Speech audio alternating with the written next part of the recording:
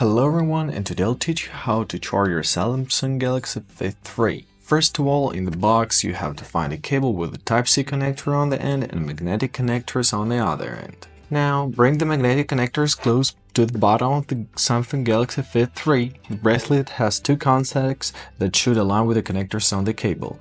The cable is securely attached thanks to the magnets.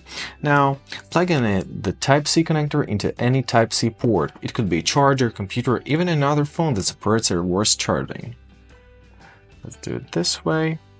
Now, when the bracelet starts charging, you'll see a notification on the screen. This confirms that the charging process has begun. If you need a quick boost, the bracelet will reach up to 65% charge in just 30 minutes. It can last up to 13 days on a full charge. Luckily, this bracelet does not support a wireless charging. Hope this was helpful. Thank you so much for watching. Have a nice day.